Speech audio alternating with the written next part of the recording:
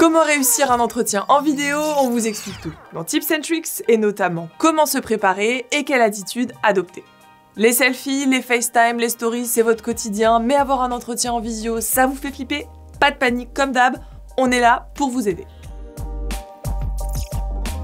Qui dit visio dit vérification du micro, de la caméra, mais surtout de la Wi-Fi. Vous dites-le ou la Wi-Fi vous? Enfin bref, en tout cas, vous avez capté, on s'assure d'avoir une bonne connexion, donc pas de edge quoi.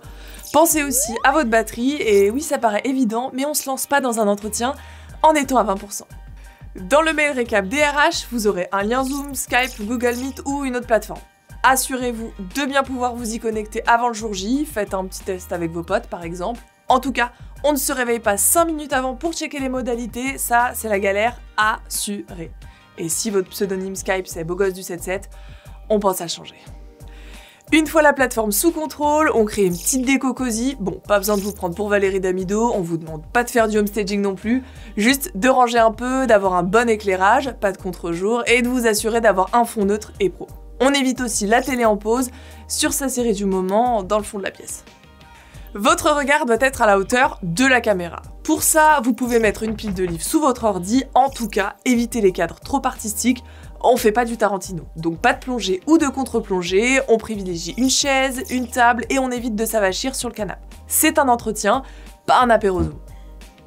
En plus du visuel, on pense au son. Soyez au calme avec des écouteurs pour une qualité optimale.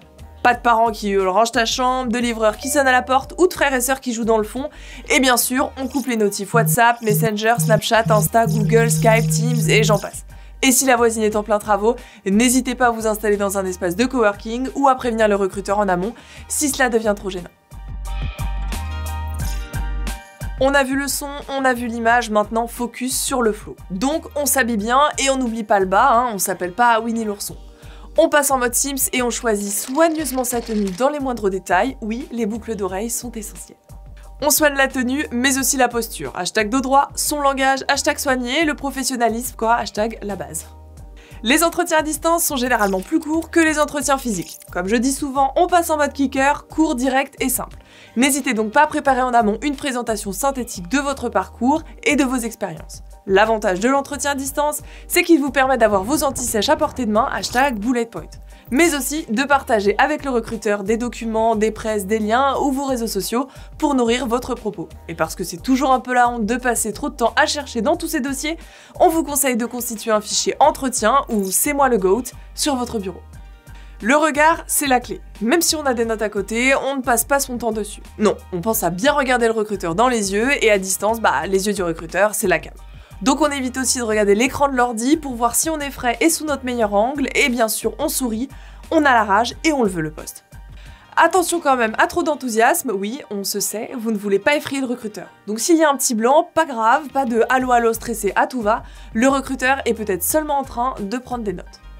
Au moment opportun, n'hésitez pas à poser des questions. C'est toujours bien d'en préparer avant votre échange. Exemple, qui fait partie de l'équipe? Qu'attendez-vous d'une nouvelle recrue? Quelle est l'ambiance? Etc. etc.